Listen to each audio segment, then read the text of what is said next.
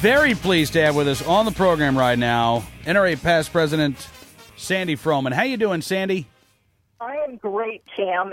It's really wonderful to be on the show again. I've missed you. I've missed you too. It's great to talk to you this evening. We've got so much to talk about, actually. I got to ask you first off, before we get to Paul Helmke's latest bloviating at the Huffington Post, I ran across a story today that said HSUS has pumped $250,000 into the Prop 109 fight in Arizona, the Right to Hunt and Fish Amendment. Now, Sandy, HSUS, they say all the time that they're not anti-hunting. So why is it that they're fighting so hard to block this constitutional amendment protecting the right to hunt and fish in Arizona? Well, that is a very, very good question, Cam, and the answer is that when they say they're not against hunting, they're lying. They're not telling the truth. As a matter of fact, Wayne Pacell, their president, has been quoting as saying if they could stop hunting overnight, they would do it. They would do away with all hunting in America. And I think a lot of hunters don't really realize what a serious threat that the Humane Society of the United States is to our hunting rights and our shooting rights as well. Absolutely. So, I mean, here we are a week and a day before Election Day, Sandy. Do you feel cautiously optimistic about the chances for Prop 109? Well, we're working really hard. NRA's put a lot of resources into this, making sure that Prop 109 passes. It's already, basically, there are constitutional hunting right amendments in 10 states. There are another 3 states right now coming up on November 2nd that are going to be voting on this. So I hope Arizona voters, I hope Arizona hunters, I hope Arizona gun owners go to the polls and vote yes on Prop 109. This scare tactics that HSUS has employed are just a lie, and they're basically trying to frighten people into voting no on this, when what will happen with Prop 109 is our traditional rights to hunt and fish in Arizona will be preserved. Yeah, I mean, they're coming up with all kinds of crazy stuff. I saw last week one of their attacks was that the NRA doesn't want voters to be in charge or to have a say in wildlife management, which is why you're asking voters to go to the polls next week and vote on Prop 109. I mean, I don't get that line of argument at all. They don't respect the voters, so they're asking the voters to go vote on this initiative. They also say that this is going to leave the decisions in the hands of the legislatures. And, Sandy, this is going to take the decision-making out of the hands of anti-hunting extremists like HSUS and leave it in the hands of wildlife managers. That's right, wildlife managers and biologists, and we're going to have sound science determining wildlife conservation issues, which is what everyone realizes is the most healthy thing for wildlife. I mean, basically, the Arizona Game and Fish Commission supports this. The governor supports it. Every Republican member of the legislature voted in favor of this. We even have retired game and fish employees, who have no axe to grind at all, who are saying this would be very good for hunting in Arizona and wildlife management and conservation in Arizona. And a lot of people I've talked to about it can say, well, I'm not a hunter, so why should I vote for this? And I say to them, do you enjoy looking at Arizona's diverse wildlife population? Are you a bird watcher? Do you like to hike?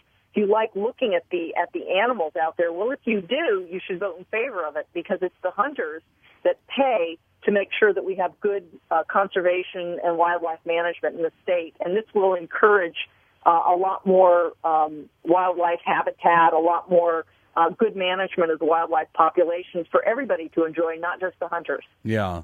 All right. So, and I hope that Prop 109 passes. I know we're going to be covering that in our election night coverage, and we'll be talking about it between now and then. But I've got to ask you, Sandy, about this column that Paul Helmke of the Brady campaign wrote. Appeared on the Huffington Post today. He says, if Democrats want to know what women want this election season, I encourage their campaign gurus to start talking about an issue that has strong, consistent support from women of all ages, races, and locations. Gun control. In other words, Sandy, doggone it, why aren't more of these Democrats and Democratic candidates pushing gun control? It's such a winner among female voters. We know the answer to that, don't we, Cam? Because it's a big loser of an issue. And the Democrats have learned that lesson the hard way. And whatever Paul Helmke wants, at least the Democrats who are out there running for office are smart enough to know that is a loser for them. Yeah, I agree. I mean, we are seeing in some states like Pennsylvania and Illinois, candidates running pro-gun control ads, accusing their opponents of, doing all kinds of nefarious things when in essence they were supporting Second Amendment rights. So there are some politicians that are trying to make this an issue, which is weird because, Sandy, back in 2004, I remember John Kerry going goose hunting, trying to claim that, he had never or always been a consistent supporter of the Second Amendment. That clearly didn't work. And so now I guess, maybe everything old is starting to become new again, and we are seeing candidates like Joe Sestak and Pat Quinn in Illinois, run as pro-gun control candidates. I just don't see that being a winning issue in this country for men or women. No, it's not a winning issue. And, there was a time many, many years ago, during the Clinton administration where they could come out and make that pitch. But now I think people have learned, particularly the Democrats, that is not a winning issue for them. And now what's really funny, and I've seen it all over the country, is candidates, Republicans versus Democrats, both candidates will try to show how much in favor of the Second Amendment they are. I mean, gosh, even President Obama said, he believed in the Second Amendment. Now, believing in it and understanding what it means and respecting it are different things. But I just don't think that's a winning issue. I think most bright Democrats understand that, and they're not making it part of their campaign. I mean, let's face it, Cam, jobs and the economy are the big issues in this election. Guns are there, too, and obviously one of the things that NRA does is we make sure our members are well educated about the Second Amendment issues. But there are a lot of other big issues that voters are looking at, including NRA members. Absolutely. I'm curious, Eddie, because I'm guessing you talk to a lot of female gun owners and women who are interested in becoming gun owners. We've seen such I think a incredible increase in the number of women gun owners, women hunters, women who are getting their concealed carry license over the past few years. To me, I know Paul Humke says, we did this survey back in April and 600 registered voters. We saw, 63% of women said that they wouldn't vote for a candidate who supported a fewer gun control laws on the books. But the people that you're talking to, and granted, I know you're NRA past president, Sandy Froman, everybody knows where you're coming from, but are you hearing this a lot, or are you hearing women say, I want to be able to protect myself? I don't think that these laws have worked that well.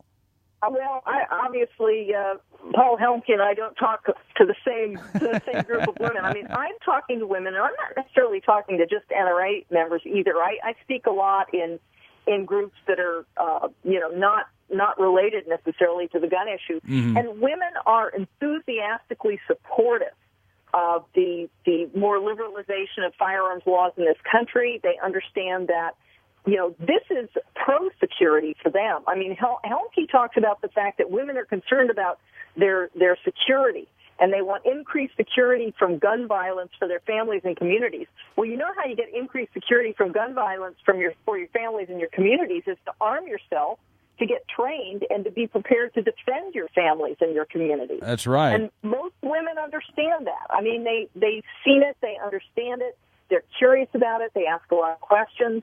I am just so thrilled at how I'm getting many, many more questions from women in recent years than I did when I first got involved with the NRA 19 years ago.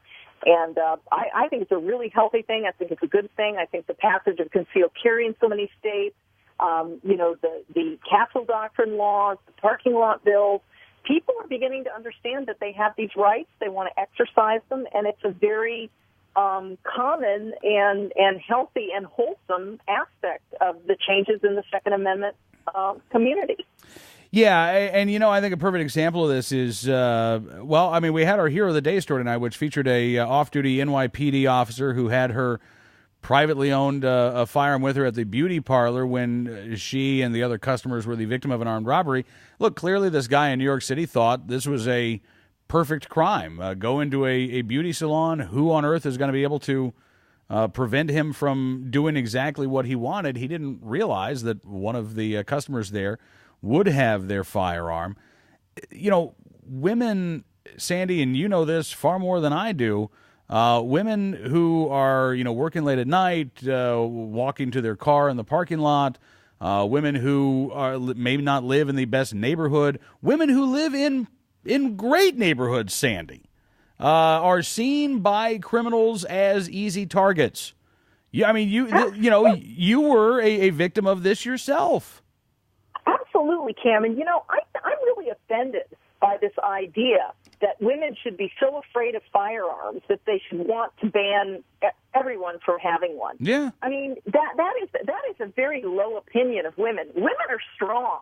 I mean, think about the frontier women who, armed only with their 30-30 ranch rifle, they could keep the fox out of the hen house. They could, repel marauding bears or two-legged hostiles. I mean, they could put meat on the table. They didn't need any man around to help them.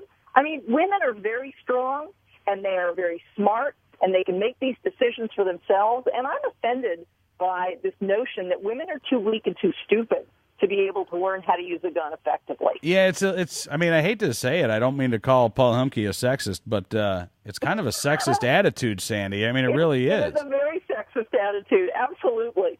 Well, listen, I'm glad that more and more American women are refusing to be victims, that they are taking steps to protect themselves, and I think, again, in the years forward, this is going to continue to be a loser issue for any politician who wants to try to run perhaps outside of the deepest of the anti-gun districts in places like Chicago and Washington, D.C.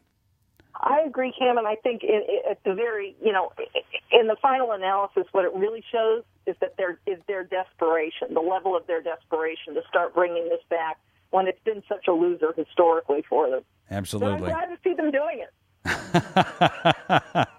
Well, I guess we'll see how things turn out on election night. Sandy, thank you again for coming on the program. Great getting a chance to talk with you, and we'll do it again soon.